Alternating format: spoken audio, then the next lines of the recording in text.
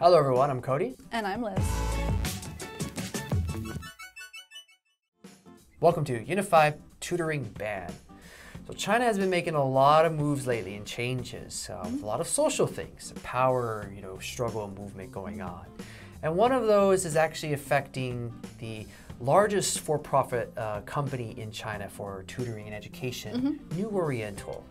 And recently, with the ban on English tutoring and teaching education centers, as well as these preparatory private institutes, they had to lay off about 60,000 of its tutors.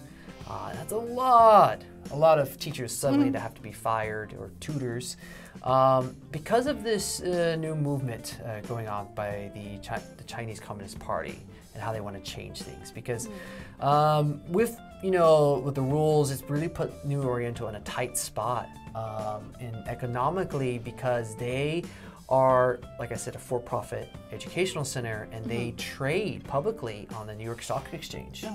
And in this educational sector or in business sectors, the government is trying to crack down on these private companies that are really expanding their power and influence, and these corporations in technology sectors especially. Tight spot. Tight spot. Sector. Sector. We'll get a little more into exactly what Chinese government's trying to do, but have you ever worked as a tutor? A little, yes, all the time, and also a little bit. It depends on who you're talking about tutoring. I mean, right now, I guess I am. I have a lot of private lessons, but mostly adults. I see. So it's tutoring, but it's not exactly the same kind of tutoring that it's teaching. Tutoring. Teaching, consulting, maybe? Consulting. But when I was in university, I actually tutored some students in the US, and they were mostly non-native English speakers who were in the US for whatever reason. And I taught a junior high school kid who needed help with reading and conversation, because he was only in the US for 1 or 2 years for his father's business. I see. And so he needed to a jump start into the American English education system. So I did a little bit of tutoring back then to kids. How about you? Well, here I mostly teach or instruct, so I don't do tutoring. But in the U.S., in university as well, I tutored a few people in kind of the writing for certain courses at university. And I also tutored as volunteering for refugees in the U.S. So, of course, they needed a crash course in a lot of things, and so I helped them with a lot of their English and writing and just general English ability to immerse in it or adapt to America. Very general things for them to basically communicate. So that's the only tutoring I did. It was, in university, it was paid through the university because I was a writing tutor, but in the private that I did was all volunteer based, so no pay. But I quite liked it a lot.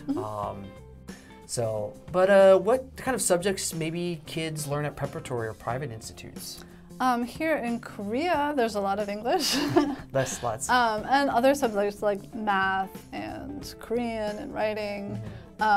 I don't know if they still do this, but they used to study abacus. Oh, yeah. I'm not sure how much I think they do still do it a little bit. I have no idea how to do that. No clue. In America, there's not so much of these private academies, but maybe SAT prep and things like that. True. People do that at private academies, but not so much after-school official study, organized study in America. You listed all the ones I know, because kind of after school is more, not so much academic focus in the U.S. I feel like more physical, sports related. Right. There's lots of extracurricular activities. Yeah, absolutely. Now the language focus.